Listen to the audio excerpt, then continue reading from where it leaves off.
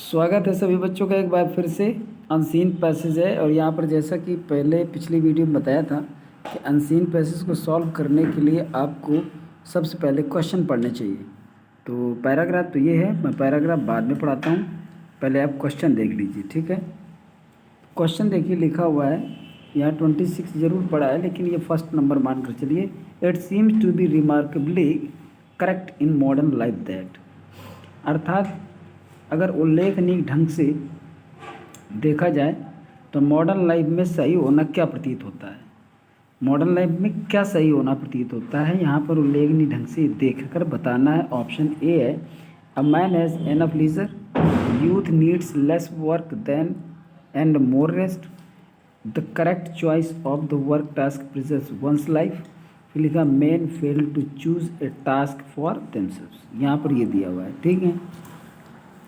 इसके बाद लिखा हुआ the expression safety valve means, safety valve means क्या होता है ये बताना है आपको, ठीक। इसके बाद है, तो बताइए सेफ्टी वॉल्व मीन्स क्या होता है। Something which blows up safety, या an outlet for pent up energy, या फिर समथिंग विच गारंटीज सेफ्टी, या फिर a leaf of a folding door.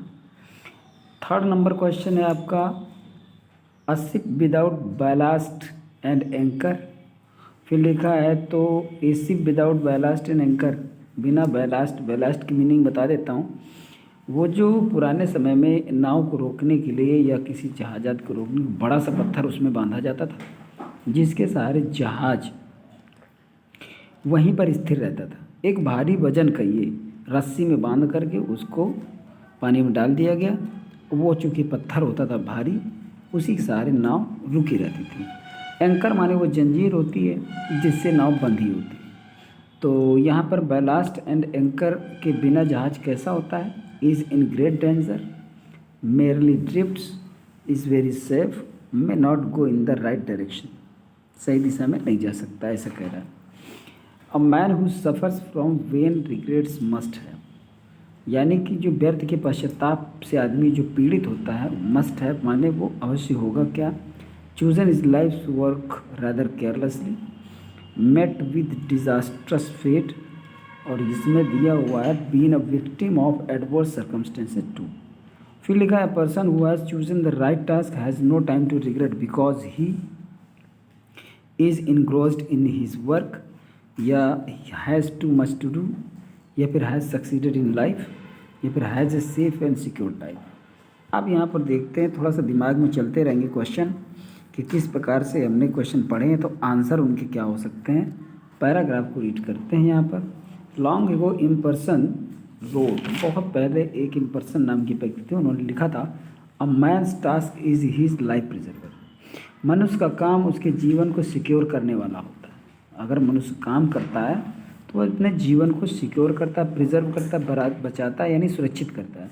This seems to be remarkably correct in modern life, ऐसा उल्लेखनीय ढंग से मॉडर्न लाइफ में ये प्रतीत होता है।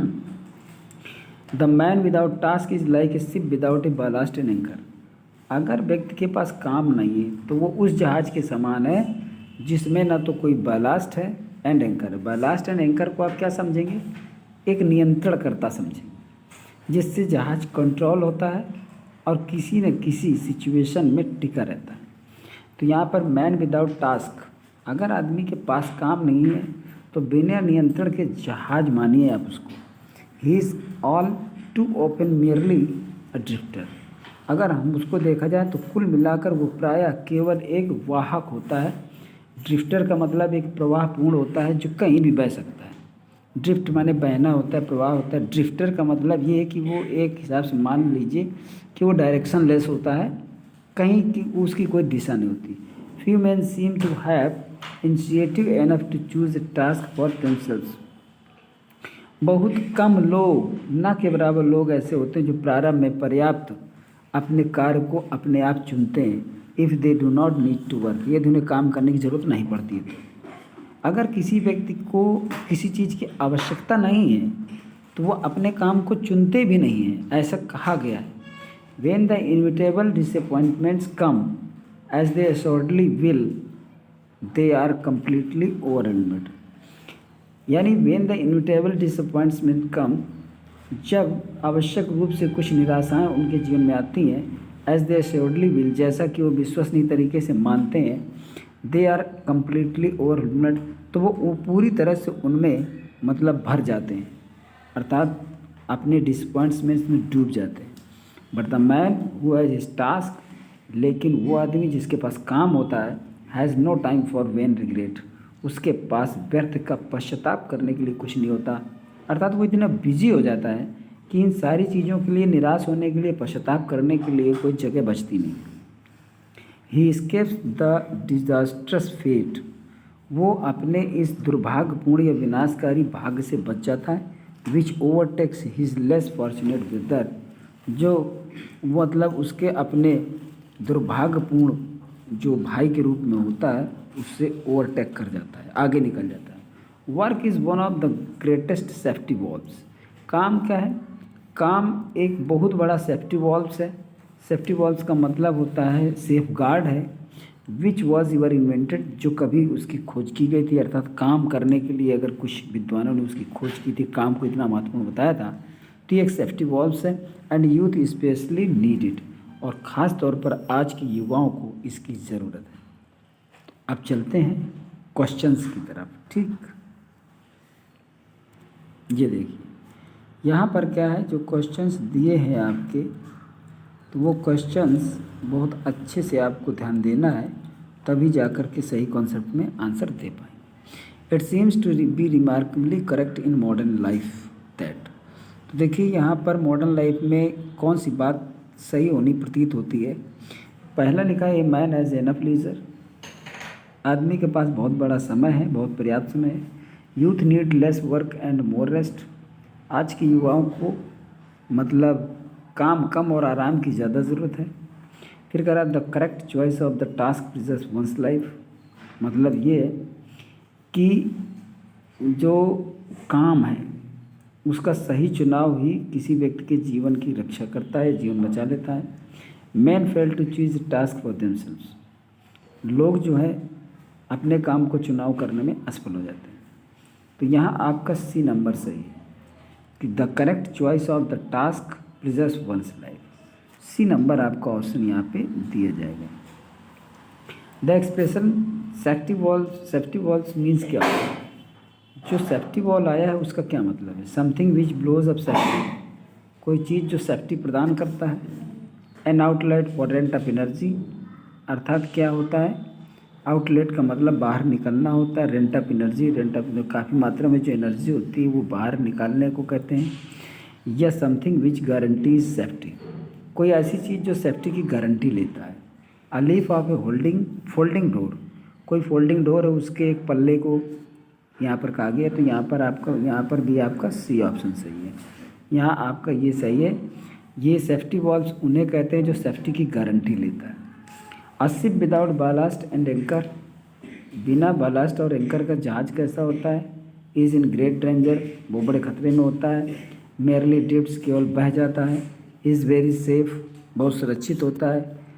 मे not go in the right direction, अर्थात वो सही दिशा में नहीं जा सकता।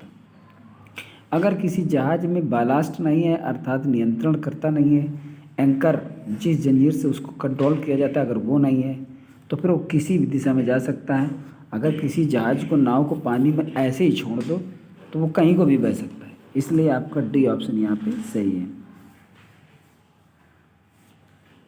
तो यहाँ डी ऑप्शन दिया जाएगा। ठीक, फिर इसके बाद लिखा है, a man who suffer from when regrets must है, एक आदमी जो व्यर्थ के पश्चाताप से पीड़ित होता है उसके पास क्या होना चाहिए?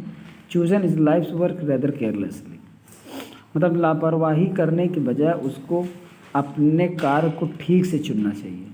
मेड विद डिजास्टर्स फेट, अर्थात एक विनाशकारी जीवन का सामना कर लिया उसने। Been a victim to adverse circumstances to do, कोई भी काम करने के लिए विपरीत परिस्थितियों का शिकार हो गया वो। तो यहाँ पर ए ऑप्शन सही है कि उसको लापरवाही करने की बजाय अपने काम को सही से चुनना चाहिए। यहाँ पर ए ऑप्शन सही है। इसके बाद लिखा है, person who has chosen the right task has no time to regret because, जिस व्यक्ति ने अपने काम का सही चुनाव कर लिया उसके पास पश्चाताप करने का समय नहीं होता है, क्योंकि he is engrossed in his work. वो अपने काम में बिजी रहता है। Has too much to do, करने के लिए बहुत कुछ होता है। हैज़ सक्सीडेड इन लाइफ, जीवन में सफल हो गया होता है। Has a safe and secured life, उसका जीवन बहुत ही सुरक्षित होता है। नहीं, यहाँ बी ऑप्शन सही है। यही नहीं कि अपने काम में बिजी होता है, नहीं, उसके पास करने के लिए इतना कुछ होता है कि उसके पास पश्चाताप करने का समय नहीं होता। यहाँ पर आपका बी ऑप्शन सही है। तो यह आपका रहा पैराग्राफ, इसको समझिए, सॉल्व करिए, इसी तरह से अन्य पैराग्राफ भी। और फिर मिलते हैं आपको अगले पैराग्राफ में। चैनल ज़रूर सब्सक्राइब कर लें और लाइक भी कर दें वीडियो को। और वीडियो देखने के लिए बहुत बहुत धन्यवाद।